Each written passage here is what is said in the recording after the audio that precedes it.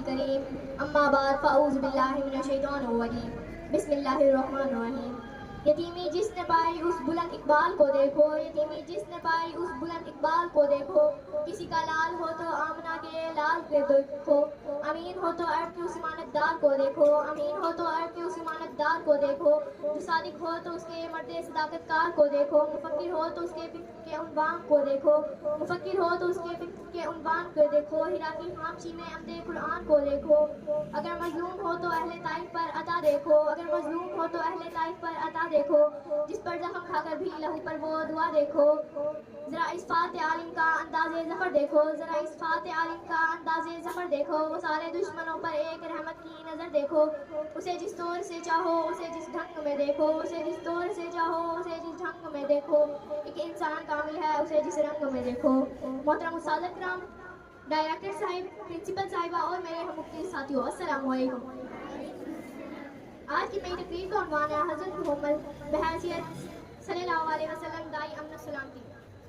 میں اپنے موضوع سخن کا آغاز سرور کونین ساقی کو سید شفاع محشر تاجدار مدینہ عبداللہ کے لخت جگر آمنہ کے نور نظر سید البشر محبوب کبریا احمد مصطفیٰ محمد مصطفیٰ شمس الضحیٰ عرب کے شہزادے حضرت محمد مصطفیٰ صلی اللہ علیہ وسلم کے نام نامی اسم گرامی سے کرتی ہوں، کیونکہ رب ذوالجلال نے خود ارشاد فرمایا، اے میرے لاڈلے پیغمبر، میرا تجھ سے وعدہ ہے کہ زمین کے جس خطے پر، آسمان کے جس کونے پر، ہوا کے جس جھونکے پر، درخت کے جس پتے پر، پانی کے جس قطرے پر، جس انسان کے دل و دماغ اور زبان پر تیرا ذکر ہوگا، میں اس پر رحمت کی بارش برسا دوں گا۔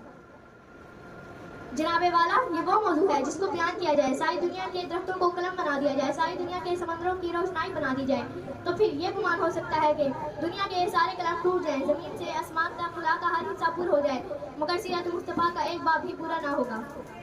ہو گئی زندگیاں ختم قلم ٹوٹ گئے، ہو گئی زندگیاں ختم قلم ٹوٹ گئے، پر تیرے اوصاف کا ایک باب بھی پورا نہ ہوا۔ جناب صدر، حضور کی آمد سے پہلے عرب میں جہالت کا دور تھا، انسانی قدریں ناپید تھی، انسانی تعصب عروج پر تھا، کہیں پانی پینے پلانے پر جھگڑا، کہیں گھوڑے آگے دوڑانے پر جھگڑا، یوں ہی روز ہوتی تھی تکرار ان میں، یوں ہی روز چلتی تھی تلوار ان میں۔ پھر رحمت خداوندی کو جوش آیا انسانوں کو ظلم و جبر سے نکالنے کے لیے،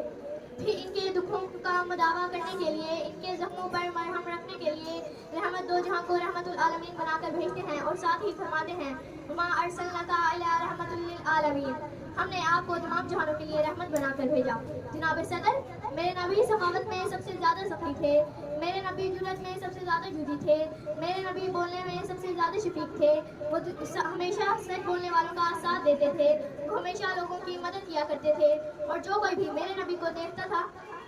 نہ مرعوب ہو جاتا تھا۔ اس نے یوسف کو دیکھ کر کٹ گئی تھی انگلیاں، اس نے یوسف کو دیکھ کر کٹ گئی تھی انگلیاں، لاکھوں نے جان دے دی میرے مصطفیٰ کے واسطے۔ اور ایک نعت لکھنے والے نے کیا خوب لکھا ہے کہ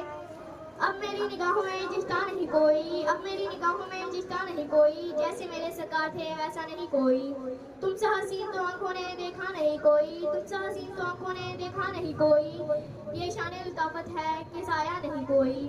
اے ضرب نظر دیکھ مگر دیکھ ادب سے، اے ضرب نظر دیکھ مگر دیکھ ادب سے، سرکار کا جلوہ ہے تماشا نہیں کوئی۔ جناب صدر، آگے میں بس اتنا کہنا چاہوں گی کہ میرے نبی کے نقش قدم پر چلے، میرے نبی کے نقش قدم پر چلو تو بات بنے، صرف یاد منانے سے کچھ نہیں ملتا، تو میں کیوں نہ کہوں نقش قدم نبی کے ہیں جنت کے واسطے، نقش قدم نبی کے ہیں جنت کے واسطے، اللہ سے ملاتے ہیں سنت کے راستے۔